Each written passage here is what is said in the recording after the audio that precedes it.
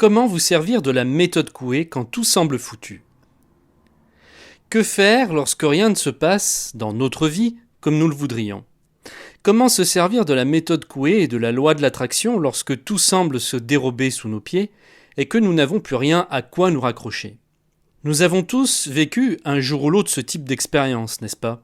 En général, pendant ces périodes, nous nous sentons désorientés, découragés, attristés, déçus, en colère, abandonnés, humiliés, angoissés, etc.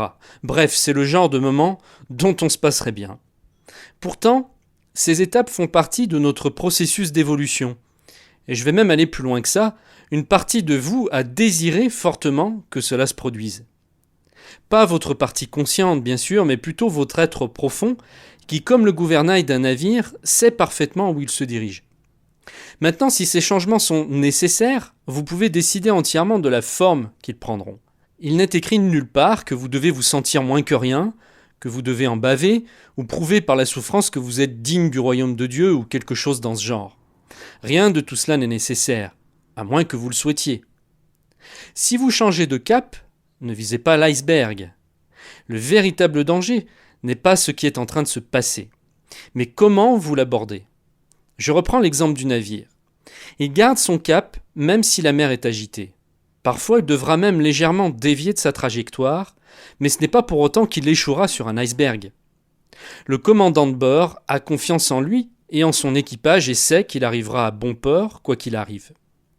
Imaginons maintenant que vous soyez complètement déboussolé par un événement ou une situation qui vous préoccupe depuis longtemps. Vous avez peut-être passé des jours, des semaines, des mois, voire même des années à donner des informations négatives à votre subconscient. Vous lui avez sans cesse répété le même message, que rien n'allait. Et il vous a répondu en conséquence.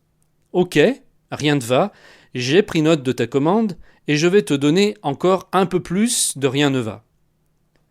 Demandez et vous recevrez. Ça ne vous rappelle rien.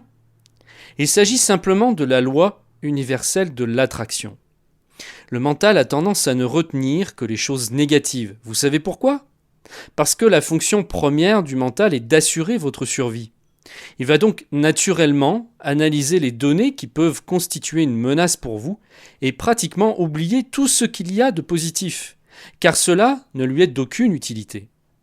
Lorsque je dis menace, cela concerne surtout votre ego. Tout peut devenir une menace pour l'ego. Le simple fait de ne pas avoir raison dans une discussion peut en être une. Maintenant que nous avons étudié un peu le mécanisme de votre subconscient, nous allons voir comment sortir la tête de l'eau avec la méthode Coué. Première étape, trouver quelque chose de positif.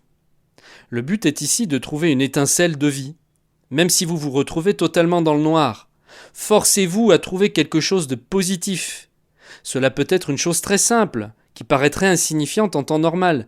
Le sourire d'un enfant, la compagnie de votre animal domestique, la carte postale reçue de quelqu'un qui pense à vous, etc.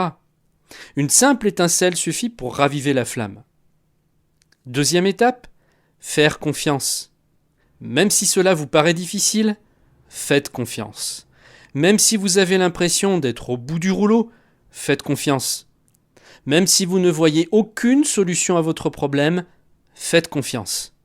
Rappelez-vous du commandant de bord, il n'a pas besoin de voir la terre ferme au loin pour savoir qu'il s'y dirige.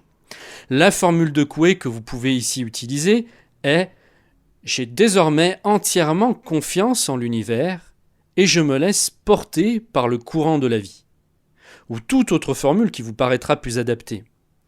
Essayez de ressentir ce que vous affirmez. Si vous le faites correctement, un sentiment de sécurité devrait s'en suivre, même s'il est timide au début.